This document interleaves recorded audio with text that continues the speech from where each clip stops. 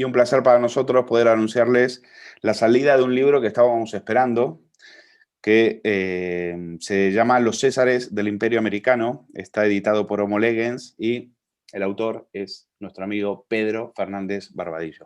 Qué placer tenerte del otro lado del Zoom. Pedro, ¿cómo estás?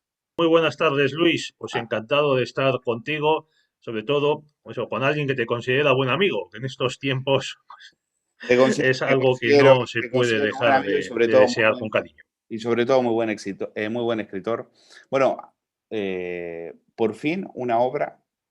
Hay que explicarles a los que nos están viendo, a nuestros espectadores, que por fin una obra que te explica la estructura institucional de los Estados Unidos, paso a paso, qué es el colegio electoral, cuáles son las cámaras, con datos históricos. Bueno, Pedro, realmente hay mucho trabajo aquí, ¿eh? Cuéntame un poco la génesis de este libro. Pues la génesis es una génesis periodística.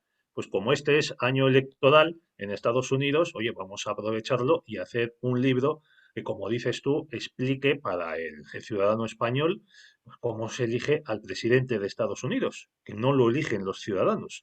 Los ciudadanos lo que eligen es los miembros del colegio electoral que a su vez el primer lunes después del segundo miércoles de noviembre, se reunirán cada uno en la capital de su estado para votar una candidatura. Entonces, claro, aprovechando esta circunstancia, pues le propuse a Homo Legends el libro, me lo aceptaron y ahí fuimos, con un deadline, con un plazo pues fijo, improrrogable, porque no íbamos a llamar a la Casa Blanca para que moviesen la fecha electoral y si teníamos algún atraso.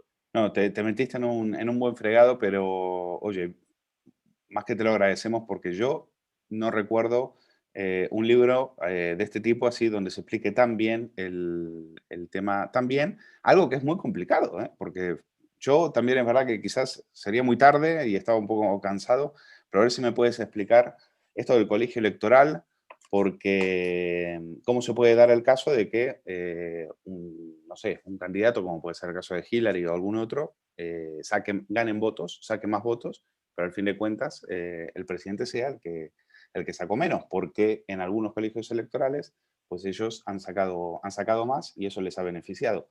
A ver, haznos una... Y también te pido si nos puedes dar algún caso histórico, como los que están en el libro, por ejemplo. Pues mira, los casos históricos son muy sencillos. Donald Trump hace 4 años, en el año 2000, George W. Bush hijo, y ya en el siglo XIX, en la segunda mitad del siglo XIX, hubo otros dos presidentes también de republicanos que les pasó lo mismo, que ganaron en el colegio electoral aunque habían perdido en el voto popular. ¿Por qué existe el colegio electoral? Bueno, el colegio electoral también ha existido en Argentina. Creo que la última vez que se reunió, que se Yo no me hizo la acordaba, en el elección del 89 presidente así, decías. fue en el año 89 decías. 89. Yo no me acordaba. 89. Se cambió, se suprimió en la Constitución de 1991. Bueno, pues el colegio electoral existe, entre otros motivos, porque Estados Unidos es una república federal, federal de verdad. O sea, tú que naciste en Argentina, sabes que las federaciones, las provincias, sobre todo si el presidente y el gobernador son peronistas, pues suelen ser sumisas al gobierno federal, que es el que tiene también la pasta. Y no digamos en otros países como México, cuando gobernaba de manera omnímoda el PRI y en más lugares. O sea, en Estados Unidos de verdad se lo creen que son una república federal. Y es que los 13 estados, antiguamente las 13 colonias, existían antes que el gobierno federal. Claro. Entonces, claro, hay una tradición previa. O sea, tengamos en cuenta que los constituyentes, los padres fundadores, como se les llama allí, crean, no crean un sistema que, claro, era el primero y inédito en la historia de la humanidad, que es una república federal en la que conviven la soberanía de los estados federados, o sea, Nueva York, Pensilvania, New Mm. Hampshire, Maryland, con una soberanía nueva, que es la soberanía de la Unión, la soberanía del gobierno federal. Y esto se traslada también a la elección del presidente. Se discutieron en esa convención constituyente varias maneras de elegir al presidente: voto directo, voto de los ciudadanos, elección por el Congreso o elección por los gobernadores. Y al final acaba saliendo este sistema, que ya te digo, es muy peculiar, en el que cada estado de los 50 que hay ahora tiene, bueno, más Washington DC, tiene tantos votos como senadores, que son siempre dos, más el número de congresistas, que esos ya dependen de la población. O sea, el que menos tiene 3 votos y el que más, como California, tiene 55 votos. El primer martes, después del primer lunes de noviembre de año bisiesto, lo que eligen los ciudadanos es esos electores, esos representantes que forman el colegio electoral y que, para evitar cualquier influencia o soborno o incluso golpe militar, que eso lo tenían muy presentes los padres fundadores, se reúnen ese día cada uno en la capital de su estado, que por lo general son desconocidas. La capital de California es Sacramento, y la de Nueva York es Albany, y la de Florida es Tallahassee. Claro. Fíjate. Y votan a elegir a estos individuos, al ticket electoral. Hombre, tal como han ido las cosas, pues al final son los partidos ganadores los que nombran a esos electores para evitar que haya fugas de votos. Pero una pregunta, Y así es Pedro. como se elige al presidente. Esos electores, o sea, ya están, antes de la elección, ya sabemos cuántos electores va a haber por provincia, o esos electores van a salir de las urnas. No, cada estado tiene ya asignados desde mucho antes los electores. Es que ten en cuenta que en Estados Unidos también, por mandato federal constitucional, se hace un censo cada 10 años, y ahora se está haciendo el de 2020, que se acaba en diciembre. Ese es el censo que sirve para asignar los diputados de la Cámara de Representantes. Y en función de esos representantes más los senadores, ya sabes, cada estado lo que va a tener, cuáles van a ser esos electores. Los Entonces, nombres, pues eso ya es lo variable. Y ya te en- digo que son los partidos políticos, cada uno, el demócrata o el republicano, o el Partido Verde, o el Partido Libertario, porque hay muchos más partidos en Estados Unidos, pues suelen nombrar a gente que es absolutamente fiel. Por ejemplo, en 2016, por California, uno de los electores demócratas, pues era la hija de Nancy Pelosi. Sabes que no va a haber fuga de votos, o la esperas. pero entonces, Entonces, lo que tenemos que hacer la noche electoral, sí, no, diga, termina. ¿Qué tenemos que hacer la noche electoral? bueno, entonces la noche electoral tenemos que estar pendientes de quién gana en cada estado, e ir sumando los electores que se lleva cada candidatura en cada estado. Que por lo general, salvo dos excepciones que son Maine y Nebraska, el que tiene más votos se los lleva todos. O sea, los 29 de Nueva York, los 29 de Florida y los 3 de Alaska van a la candidatura que queda primera, aunque sea por un solo voto. Entonces tenemos que ir sumando, pues eso, en Ohio, ¿quién gana? En Carolina del Norte, ¿quién es el más votado? Y entonces, ya en cuanto una candidatura sobrepase esos 270 electores comprometidos a votar por ella, pues tenemos el presidente. Este año seguramente la noche electoral no dé los resultados definitivos, y si se prolongue el recuento durante unos días más, porque vamos a estar muy pendientes del voto por correo, del voto en ausencia, que le dicen allí, debido Mucha a gente, las... han votado ya muchísimas personas, ¿no? Sí, sí, está votando muchísima gente. En algunos estados el voto anticipado se permite, como has dicho, pues desde 2 o 3 semanas antes, para facilitarlo, porque claro, el martes de las elecciones es un martes, día laborable, y no hay colegios electorales en todos los lugares, en todos los municipios, o puede que estén a varias calles de distancia del lugar de residencia. Pero es que los demócratas han estado durante estos meses alterando en algunos estados clave, como les han estado alterando la legislación del voto por correo para rebajar sus exigencias, que ya allí son pocas, O muchas sea que menos se que en espera, España. se puede esperar, hay sospecha de pucherazo, ¿no? Por ejemplo, en Pensilvania. Sí, eso es lo que está diciendo Donald Trump, que Es que nos a estamos sus, a jugando sus con 20. partidarios. Pensilvania tiene 20 electores. Es una de las provincias 20 uno de electores. los estados que más tiene. Exactamente. Tiene 20 electores, era un estado que votaba siempre demócrata desde Reagan en el 84, que fue la última vez que lo ganó un republicano, hasta 2016, que lo gana Donald Trump. Es ahí en Pensilvania, en Michigan y en Wisconsin donde Trump gana la presidencia, con esos tres estados, esos 46 electores, con un programa de apoyo a las clases trabajadoras que antes votaban al Partido Demócrata y que se han quedado sin empleos y sin fábricas pues porque se han ido a México o a China o por las medidas de la presidencia de Obama a favor por la emergencia climática. Claro, En Pensilvania, en hay, concreto, fíjate, perdona el retraso, es que tengo retraso y por eso no es que te interrumpa, es sí, que a veces me llega tarde la señal. Dime. no te preocupes. Bueno, decía que en Pensilvania los demócratas han reducido tanto las garantías del voto en ausencia que el tribunal, por un lado, se ha eliminado al candidato verde de la papeleta, al candidato a la presidencia y a la vicepresidencia, con una excusa legal, se les ha eliminado porque se cree, los demócratas piensan que los votantes del Partido Verde acabarán yendo a sus dos candidatos. Lo cual es, pues chico, no necesariamente tienen que votarte a ti. O sea, Pero entonces no los del Partido Verde dices que no pueden los votar por votantes correo. de Vox van a irse al PSOE. Y, y luego, para acabar con Pensilvania, fíjate que se permite admitir votos en el recuento hasta el martes siguiente. O sea, durante los 3 días posteriores a las elecciones pueden seguir llegando votos por correo que cuenten en la elección. Con lo que en algunos estados podemos tardar varios días en tener los resultados definitivos, pues claro, a no ser que uno de los candidatos saque una ventaja insuperable. Uf, pues menudo panorama. Tenemos otra, se puede repetir lo que pasó con aquella elección de Bush y Al Gore, ¿no? Que se definió en Florida por apenas cientos de votos. Sí, por unos 500 votos. Y este es uno de los motivos por los que yo estaba convencido de que los republicanos iban a nominar a un juez a toda prisa para sustituir la vacante de Ginsburg. Porque, claro, aunque no hay legislación federal decidida, porque son los estados, los soberanos, los que deciden cómo es el voto por correo, aunque el correo federal es competencia de Washington. Ya ves estos equilibrios que hay en los estados federales.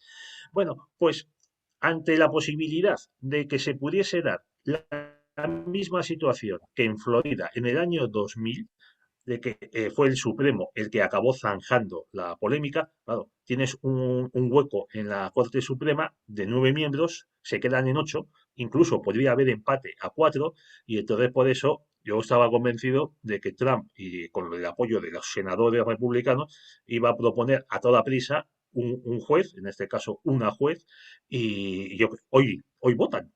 Hoy, 22 de octubre, es cuando se realiza la votación en el Senado de confirmación de la jueza. Bueno, estaremos pendientes. Entiendo, por ejemplo, hay estados como California que tienen 55 electores, creo que es el que más tiene. Tienes Pensilvania con 20, Ohio con 18, Illinois con 20, Florida con 29, Texas con 38. Esos entiendo que a la hora de hacer campaña electoral, pues deben ser los estados donde tú pones más énfasis o echas la carne en el asador, o no necesariamente.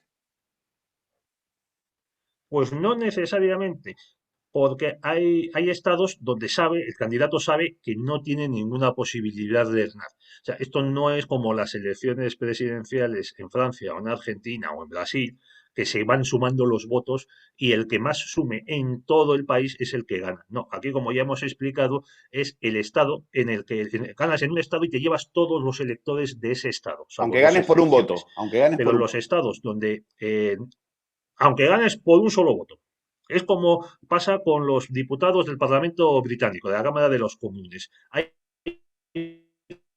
5 candidatos en una circunscripción y hay uno que gana con un voto de ventaja sobre los del segundo y el tercero. No, solo es así. Pero entonces, en California, donde es imposible que Trump gane, en 2016 Hillary Clinton le dobló en votos, o sea, Hillary le sacó 4 millones de votos populares de papeleta a Donald. Entonces, claro, ahí, ¿para qué vas a perder tiempo y dinero haciendo campaña? Lo mismo les pasa a los demócratas, pues en lugares como Oklahoma, Kansas o Luisiana. Saben que no van a ganar y entonces no pierden ni un minuto de su tiempo en hacer campaña. Lo mismo, por ejemplo, en Nueva Inglaterra, salvo el caso de New Hampshire, pues Connecticut y Massachusetts, pues son firmemente demócratas y tampoco te molesta. Yo ahí cuento en el libro una anécdota que en las elecciones de 1960 fueron las últimas con nuevos estados. Se incorporaron al colegio electoral, bueno, a la Unión y al colegio electoral luego, Alaska y Hawái. En esa campaña, Nixon prometió estar en todos los estados. Surgió un problema, y es que Nixon se dio un golpe en una pierna, se hizo una herida, la herida le dieron antibióticos, pero la herida se infectó. Entonces estuvo de baja sin hacer campaña unos días. Para cumplir su palabra, el último día, el último fin de semana, tuvo que ir a Alaska y a Hawái, que solo aportaban, pues creo que entre los dos, siete Sí, electores al cuatro Hawái y tres Alaska. Nixon. Un poquito Alaska, pierde Hawái y los estados donde hizo campaña esos últimos días se los llevó todos o alguno de ellos.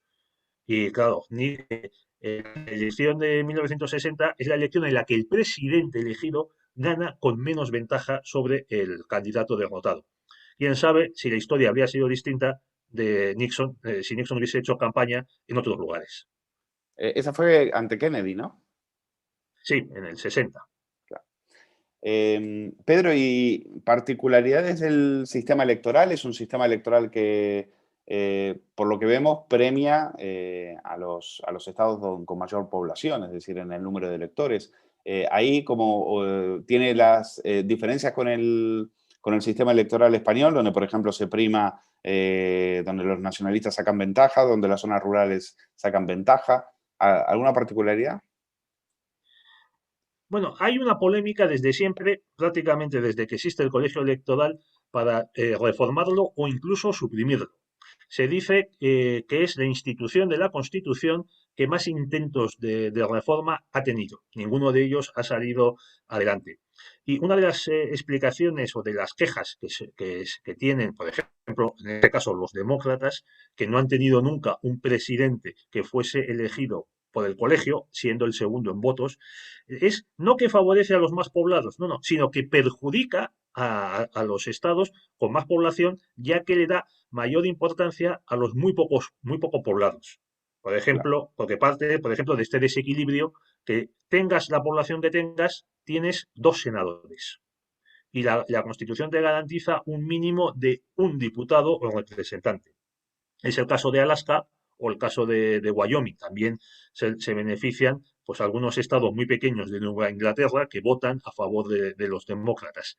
Pero claro, como los estados más beneficiados son los menos poblados y entre estos hay tanto estados que votan demócrata como estados que votan republicano, pues mira, lo más seguro es que nunca se alcance las mayorías cualificadas necesarias para suprimir el colegio electoral.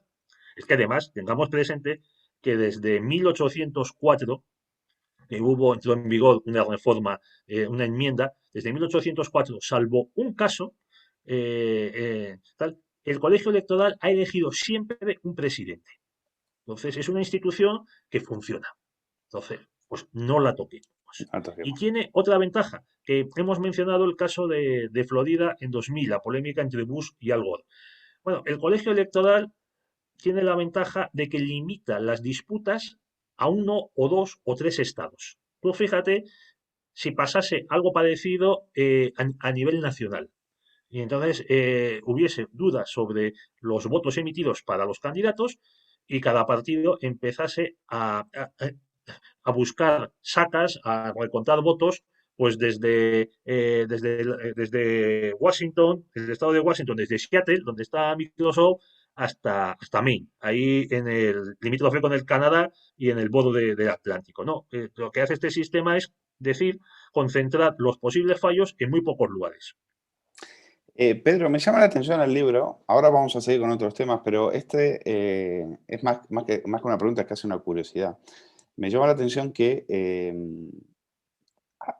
tienes mucha, para hacer un ensayo político, tiene mucha cita literaria, mucho autor literario, mucho, por ejemplo, citas a Bret Easton Ellis, por ejemplo, el autor de American Psycho, y te ha dejado citas muy buenas, citas a Pauline Kael, que es una crítica cinematográfica.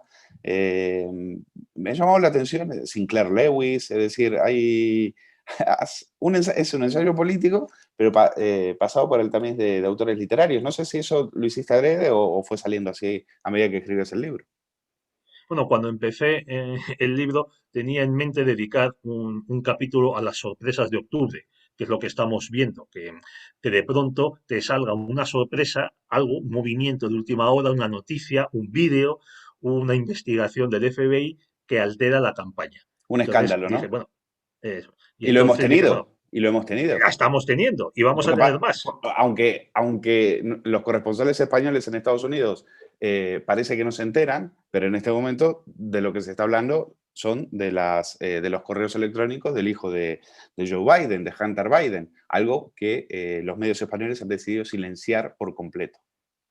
Bueno, permíteme que cuente que hay otra noticia que no ha dado ninguno de estos corresponsales, que la CNN ha suspendido a uno de sus corresponsales políticos, también colaborador del New Yorker, y hacemos reverencia y tal, ante el culmen de los, de los Progre, literatos, de los exquisitos, la tal, literatura progre de la costa este, para que nos eso, que entendamos.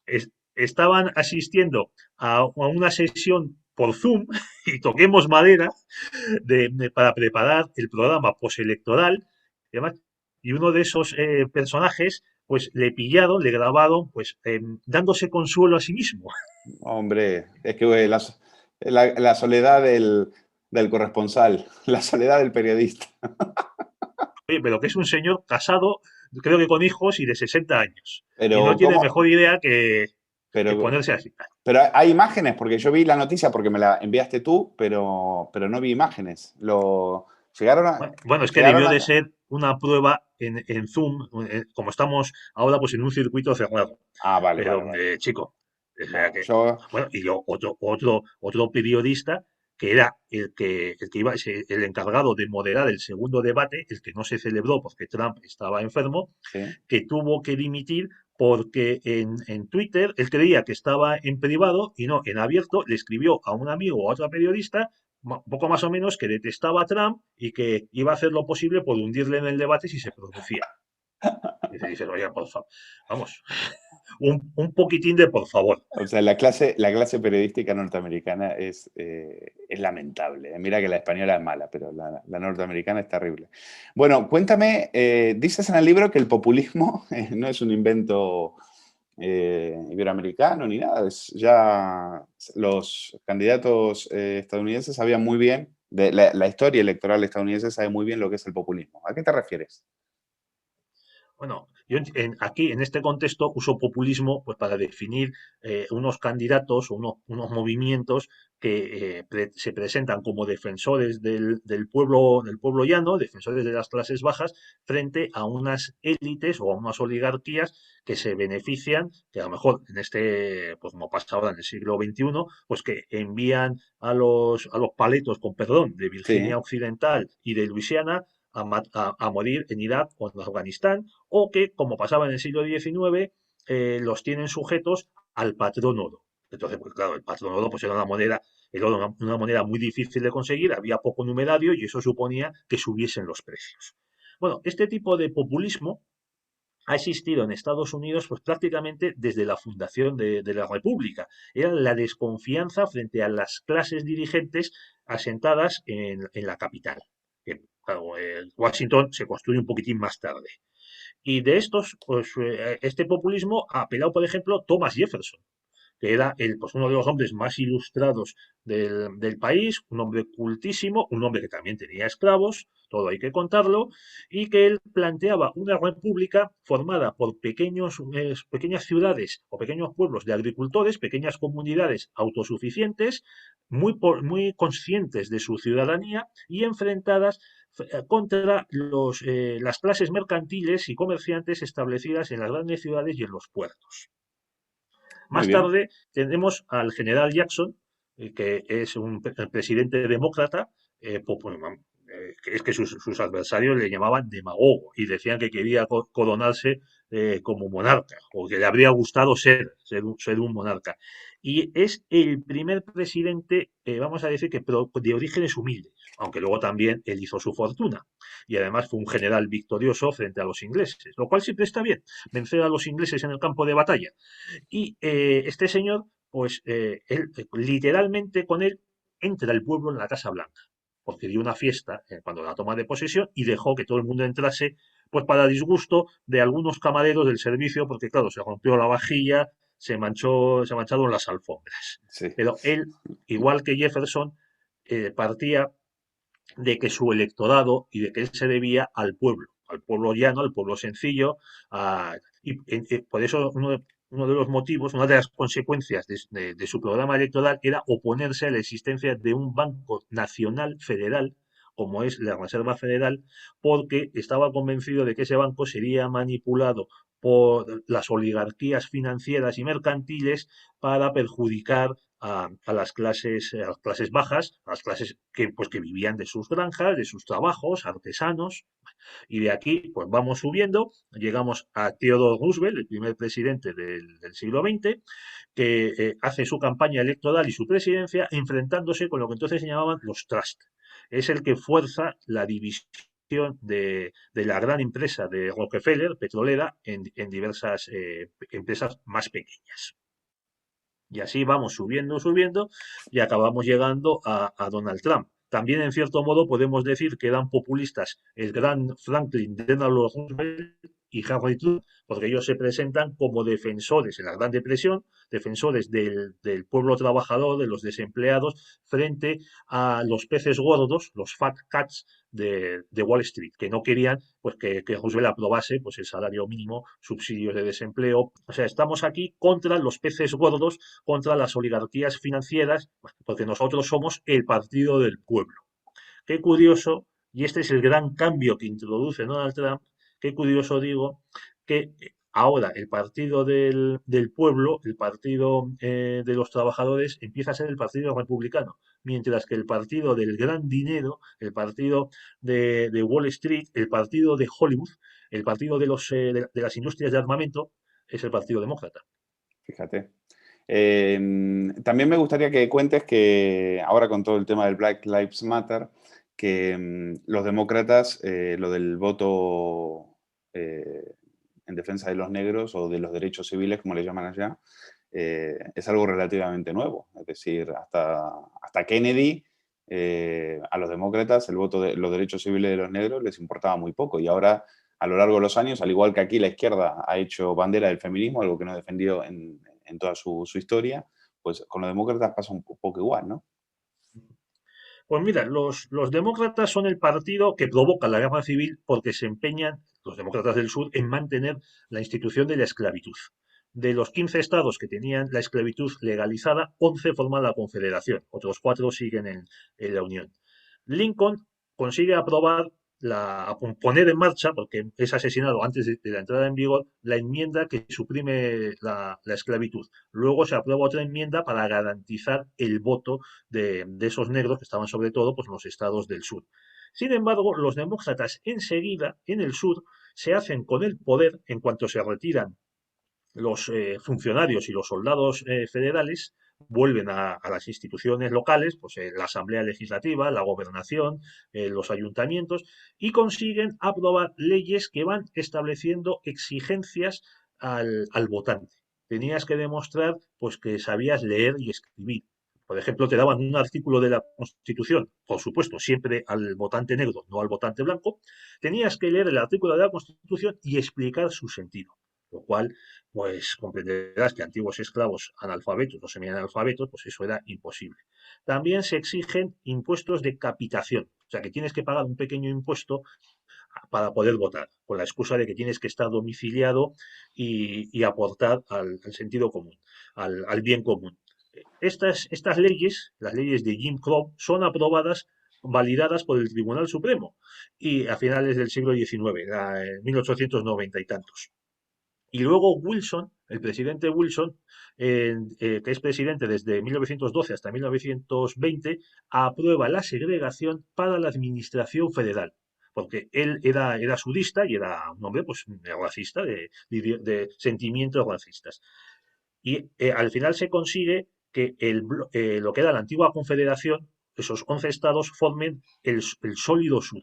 O sea, un bloque que votaba siempre, siempre, con alguna pequeña excepción, al candidato demócrata. Bueno, esto lo empieza a romper sobre todo Truman después de la Segunda Guerra Mundial, prosigue Eisenhower con ello, de ahí te acordarás de esas imágenes que hemos visto muchas veces de la Guardia Nacional o el FBI protegiendo la entrada de estudiantes en Alabama, en Mississippi, en Luisiana, en universidades o en institutos de esos estados del sur. Y en los años 60, Kennedy y sobre todo Johnson, claro, a Kennedy no le da tiempo porque lo asesinan, ya se introducen los derechos civiles por parte de Johnson, que ya elimina completamente esas limitaciones al voto y ya el voto es libre.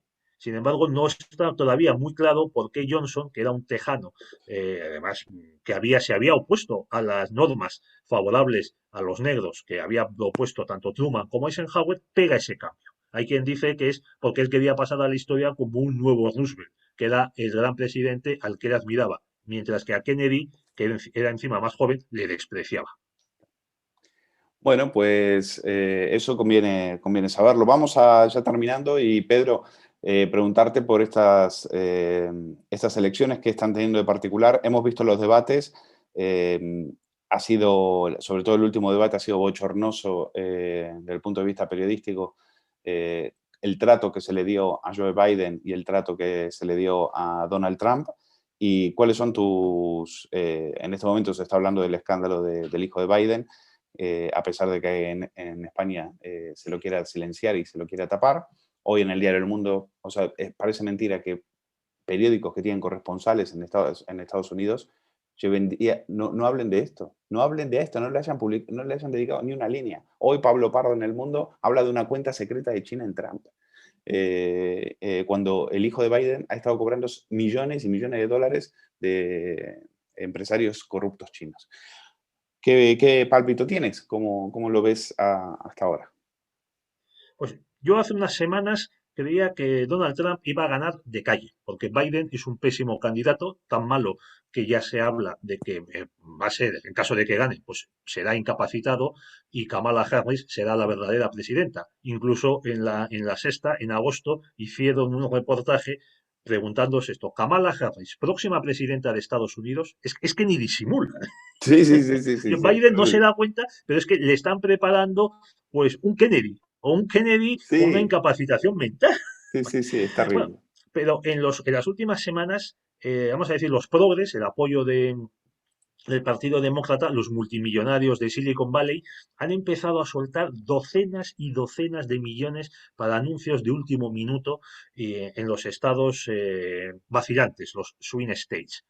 Por otro lado, también es cierto que no deja de ser llamativo, los mítines de Donald Trump son mítines multitudinarios. Lo Sí. suele hacer en aeropuertos, va en el avión presidencial, se ha organizado ahí mismo en el aeropuerto o cerca, en un descampado, un mítin al que asisten miles de personas, con lo que son las distancias en Estados Unidos, teniendo en cuenta que son días laborables y la epidemia del virus. Mientras que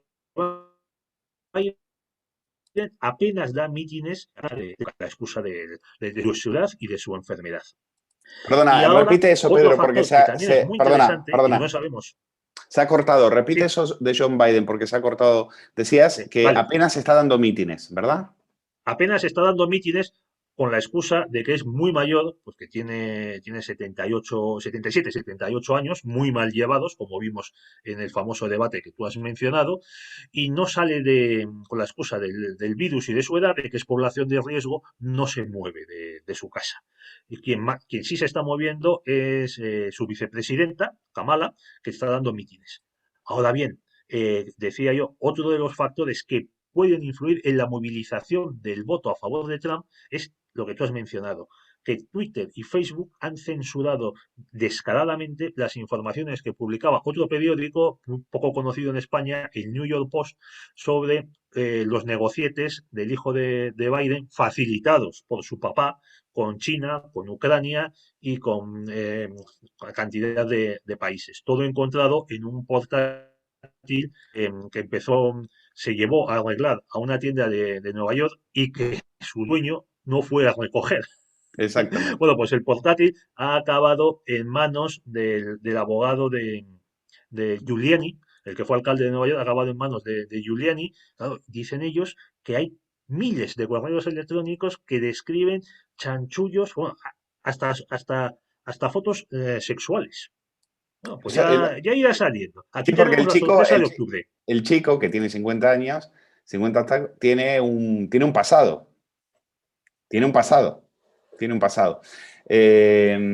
Bueno, Pedro, pues vamos a ver cómo vamos a seguirte muy de cerca porque eres en este momento una de las personas que mejor sabe de lo que se está jugando Estados Unidos con esto y sobre todo, en principio, si quieren enterarse de lo que está pasando, tienen que leer Los Césares del Imperio Americano, editado por Homo Legens en la colección Roma, firmado por nuestro amigo Pedro Fernández Barbadillo. Pedro, muchísimas gracias.